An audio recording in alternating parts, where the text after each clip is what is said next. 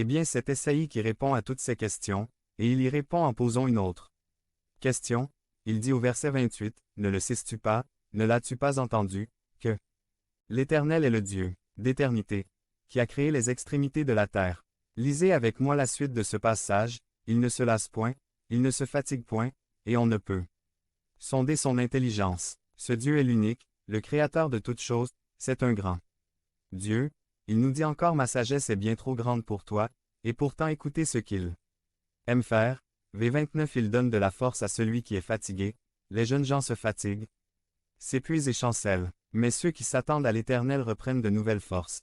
Ceux qui s'attendent, ce sont ceux qui restent debout au milieu des difficultés, debout au sein même des afflictions, au milieu même de la douleur et qui ne le cachent pas, mais se tenant là. Debout ils disent, je ne vois pas ce que Dieu fait, je ne sais pas ce qu'il a prévu pour moi, mais je vais vous dire quelque chose, je ne vais pas perdre espoir en Dieu, je vais rester là. Debout au milieu des épreuves et je vais espérer car Dieu est assis sur son trône et il a un but. Église biblique baptiste de Pradine. www.église-baptiste-cahors.org. Pasteur Albert Marino. Page 5 de 6. 448. Précieux aux yeux de Dieu. Pour ma vie, il a un projet pour moi, et je sais que je verrai la bonté de Dieu envers moi, et je ne vais pas m'arrêter de croire. C'est ce que le mot attendre veut dire. Et écoutez maintenant ce que Dieu nous répond. Voilà ce que je vous promets, vous allez vous réveiller et tout ira bien. Non, il peut le faire, mais sa promesse est plus grande que ça, il dit, ceux qui espèrent en moi, ceux qui s'attendent à moi, renouvelleront leur force. C'est quand vous penserez ne plus pouvoir avancer, que je vous donnerai la force qu'il faut. Pour continuer à avancer, ce qu'il faut pour aller de l'avant, et encore, et encore, et encore continuer à espérer en moi, et je renouvellerai vos forces, espérez et vous avancerez. Et alors vous aurez l'impression de déployer vos ailes comme des aigles, de courir sans vous épuiser, et de marcher sans vous fatiguer. Souvenez-vous qu'il existe des millions et des millions de croix microscopiques qui vous maintiennent en ce moment, image 15 et encore plus, celle du Seigneur Jésus-Christ qui nous soutiendra à jamais. Image 16. Nous serons toujours tenus par la main puissante de Dieu qui créa l'univers avec tout ce qu'il contient. C'est la promesse du Dieu éternel. Église biblique baptiste de Pradine. www.église-baptiste-cahors.org. Pasteur Albert Marino. Page 6 de 6. 1 Corinthiens 12. Il y a quelqu'un qui est à l'œuvre, l'esprit.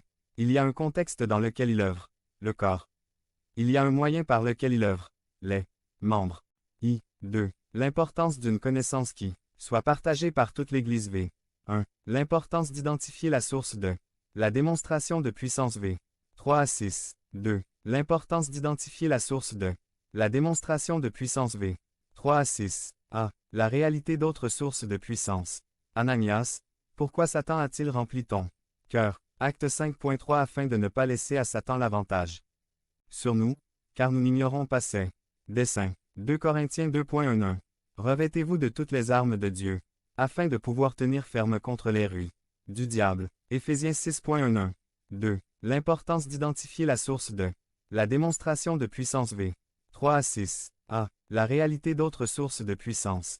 B. Le danger d'une séduction par des démonstrations de puissance. 2 Corinthiens 11,3 à 5, 13. Car il s'élèvera de faux Christ et de faux prophètes. Ils feront des prodiges et des miracles pour séduire les élus, s'il était possible. Soyez sur vos gardes. Je vous ai tout annoncé d'avance. Marc 13,22 à 23. 2. L'importance d'identifier la source de la démonstration de puissance v. 3 à 6. A. La réalité d'autres sources de puissance. B. Le danger d'une séduction par des démonstrations de puissance. C. Le moyen d'identifier la source de puissance. Je vous ai écrit ces choses, afin que vous sachiez que vous avez la vie éternelle, vous qui croyez au nom du Fils de Dieu. 1 Jean 5.13. 3 tests en 1 Jean. 1. Le test théologique. Est-ce que je crois dans le Fils de Dieu? 2. Le test social. Est-ce que j'aime les enfants de Dieu? 3. Le test moral. Est-ce que j'obéisse aux commandements de Dieu? 2. L'importance d'identifier la source de la démonstration de puissance v. 3 à 6. A. La réalité d'autres sources de puissance. B. Le danger d'une séduction par des démonstrations de puissance. C. Le moyen d'identifier la source de puissance. Reconnaissez à ceci l'esprit de Dieu, tout esprit qui se déclare publiquement pour Jésus-Christ. Venu en chair est de Dieu. Et tout esprit qui ne se déclare pas publiquement pour Jésus n'est pas de Dieu, c'est celui de l'Antéchrist. 1 Jean 4,2 à 3. Car plusieurs séducteurs sont entrés dans le monde, et ne déclarent pas publiquement que Jésus-Christ est venu en chair. Celui qui est tel, c'est le séducteur et l'Antéchrist. 2 Jean 7. Paul. Personne ne peut dire Jésus est le Seigneur, si ce n'est par le Saint-Esprit. Jean. Tout esprit qui se déclare publiquement pour Jésus-Christ venu en chair est de Dieu. Si j'expose bien haut et le plus simplement possible tous les aspects de la vérité de Dieu, sauf justement tel petit point que le monde et le diable attaquent.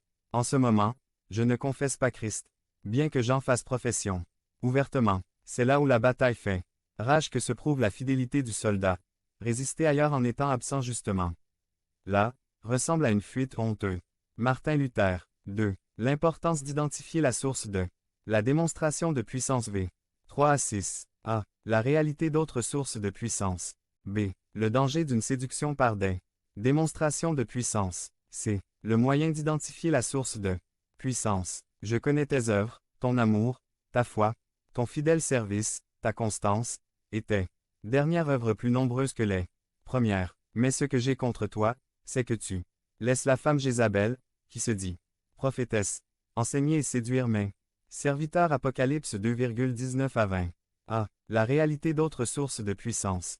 B. Le danger d'une séduction par des démonstrations de puissance. C. Le moyen d'identifier la source de puissance. D. Le moyen d'évaluer la valeur d'un don de l'esprit. Guérissez les malades, ressuscitez les morts, purifiez les lépreux, chassez les démons. Vous avez reçu gratuitement, donné gratuitement. Matthieu 10,8.